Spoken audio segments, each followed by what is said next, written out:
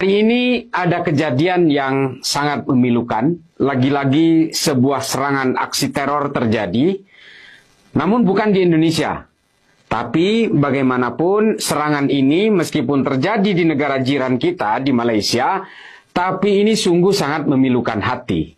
Ini adalah pembuktian kepada publik bahwa ideologi kekerasan yang mengatasnamakan Islam ini memang tidak akan pernah mati. Terjadi di Johor, di Malaysia, dini hari tadi, Jumat, tanggal 17 Mei hari ini ya, pada jam 2:30 pagi tadi, kantor Polsek Ulu Tiram diserang oleh beberapa orang, dan kemudian 2 polisi gugur di dalam tugasnya. Mereka ini adalah anggota Jamaah Islamiyah dari sebuah keluarga di Ulu Tiram. Ini sangat menarik untuk kita bahas, karena mengapa? Ulu Tiram adalah tempat di mana tempat Abu Bakar Ba'asyir dulu bersembunyi di Malaysia. Dan bahkan pada zaman Orde Baru, Abu Bakar Ba'asyir melarikan diri ke Malaysia dan bersembunyi di sana, itu berada di Ulu Tiram, di bilangan Johor Bahru di Malaysia. Dan di sana juga Abu Bakar Ba'asyir mendirikan sebuah lembaga pendidikan Wahabi yang bernama Luqmanul Hakim.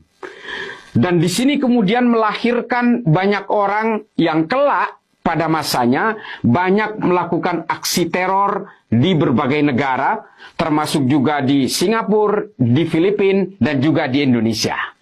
Di Indonesia kita kenal tokoh-tokoh dari alumni Ulu Tiram, Luqmanul Hakim, besutan dari Abu Bakar Ba'asyir ini adalah Dr. Azahari, seorang dosen psikologi di sebuah kampus di Johor, dan juga Nurdin M. Top. Kita tahu semua itu, 2 warga negara Malaysia ini adalah para pelaku teror di balik berbagai aksi teror di Indonesia dari tahun 2000 sampai 2009. Dan juga kita mengenal ada sosok Amrozi dan Imam Samudra yang juga pernah digodok di lembaga pendidikan Luqmanul Hakim bikinan dari Abu Bakar Ba'asyir ini.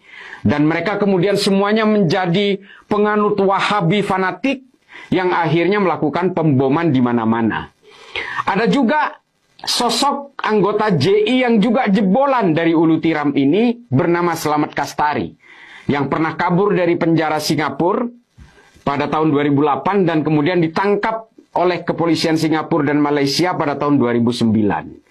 Anggota JI ini kemudian merebak kemana-mana, bahkan juga ketika Abu Bakar Ba'asyir mendirikan sebuah pesantren di Sukoharjo, Al-Mu'min Ngeruki, itu juga kemudian menjadi bibit dari berbagai gerakan-gerakan teror yang mengatasnamakan Islam, yang kemudian melebur ke dalam jaringan organisasi yang bernama Jamaah Islamiyah.